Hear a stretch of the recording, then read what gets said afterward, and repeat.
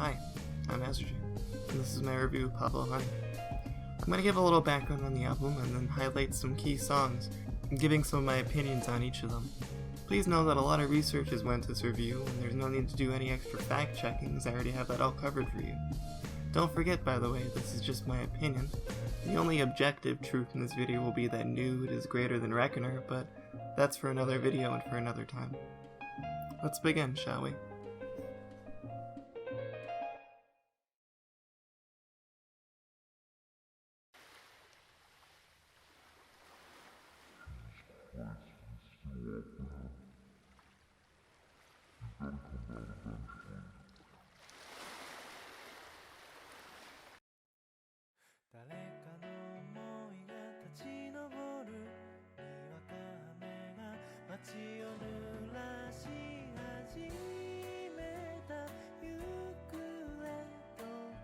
Pablo Honey is the debut album by Radiohead, released on February 22nd, 1993, with a group lineup consisting of Jonny Greenwood, Thom Yorke, Phil Sedway, Ed O'Brien, and Colin Greenwood. Pablo Honey released with 3 singles: Anyone Can Play Guitar, Stop Whispering, and their most popular, Creep.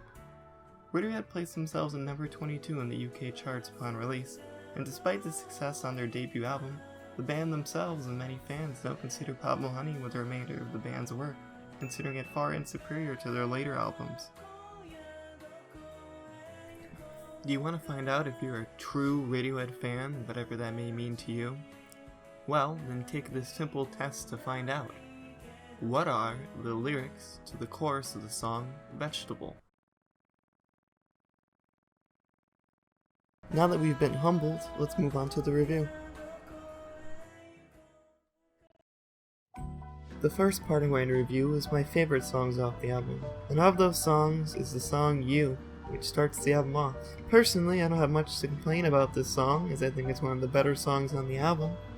Whatever Jedi mind control tricks Tom used to make this song enjoyable is likely the same tricks he employs to keep fans longing for his ghastly visage. The lyrics in this one aren't too bad, and the chorus is enjoyable.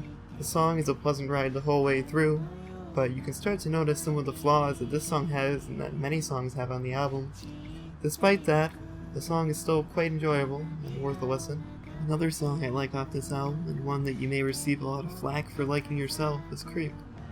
Creep was their big breakout song and has received much more popularity amongst the general public than any of their other works.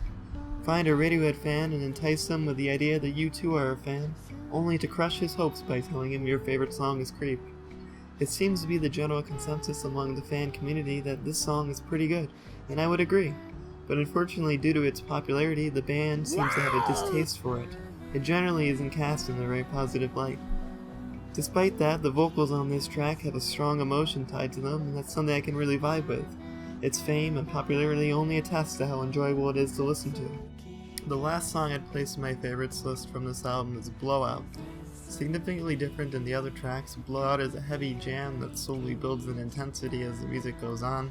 Though not lyrically very deep or interesting, Tom's belting on this song sounds pretty good, and the instrumentation complements the idea I get from this one pretty well. The build-up at the end brings images of vehicles barreling out of control on a path of destruction and chaos. It really builds up to a strong intensity and is pretty enjoyable to listen to. Of the songs on this album, I'd say this one is the most telling of their capability that they eventually showed in their later works, and probably one of my favorites besides Creep. Here I come with a quick break for the Radiohead drinking game. Do you want to die? Have you listened to Kid A or Moonshade Pool lately and are filled with the crushing dread that comes with the realization that all life is meaningless? No matter how hard you try, you're going to end up just another nameless mass of dead flesh rotting away in a world indifferent to you? Well, play the Radiohead drinking game, you dingus.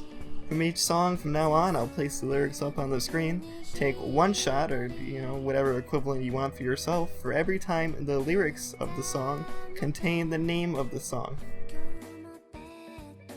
Despite high expectations set by these songs, Pablo Honey takes an immediate nosedive in terms of quality, down a mountain into somewhere that I don't want to be, somewhere I don't think anybody wants to be. Nearly all the songs on this album, besides the named few that I mentioned, sound so underdeveloped and basic. As you'll see while you drink your liver to extinction, so many of the songs follow the same structure. It's not that the individual songs are bad as much as just after you listen to the entire album it gets so redundant and tedious. Yeah, sure, I can make an easy joke about how I can't stand I Can't, and because I have literally lost the ability to can, or how do you put up with listening to this entire album in one sitting, a question I can't answer. Stop it. Get some help. So to save you the time of going over every track individually and to prevent this video from becoming 20 minutes long, I've just condensed my criticisms down into one track that you can reapply the critique to pretty much every other track on the album.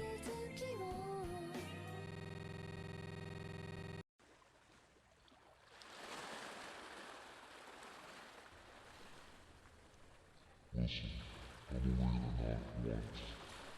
If he doesn't answer, I'm gonna break the door down. I'm gonna put an end to this stupid little review.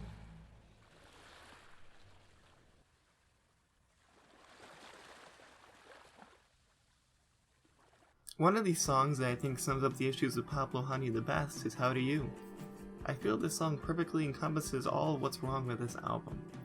Like many other songs in the album, it's very short, 2 minutes long in this case. A multitude of the songs on this album barely even break 3 minutes, which can work in some cases, though in this case I don't feel it really helps the album at all. Also, like many of the other songs, it has the same issue of a boring structure. Pretty much every song in this album plays it incredibly safe, and is structured in the most basic verse, chorus, bridge, chorus style you can hear from anyone on the radio.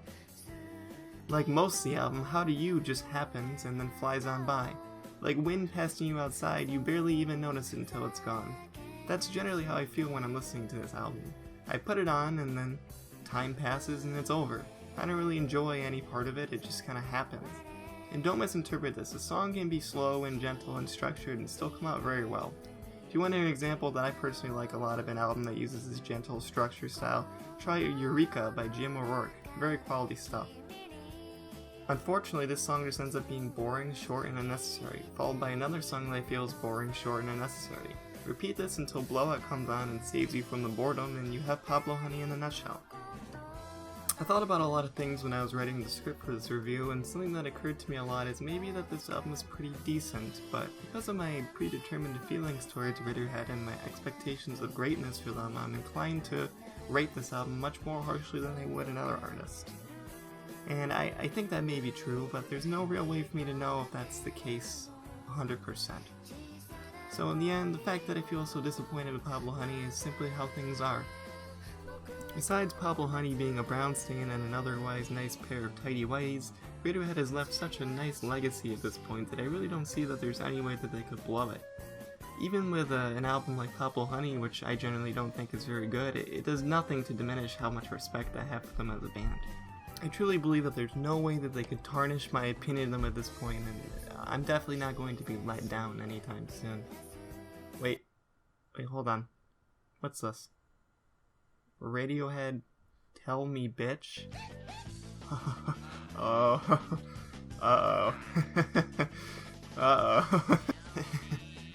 Alright. That's the end. It's just fucking over. Let it go.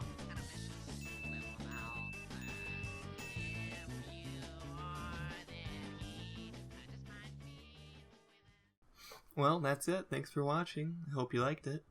If you're interested in the music in this video, the opening track is an instrumental from New Jabez, and the remainder of the musics are from a Japanese band called Lamp. Really good stuff. If you liked it, please go check them out. Otherwise, thanks for...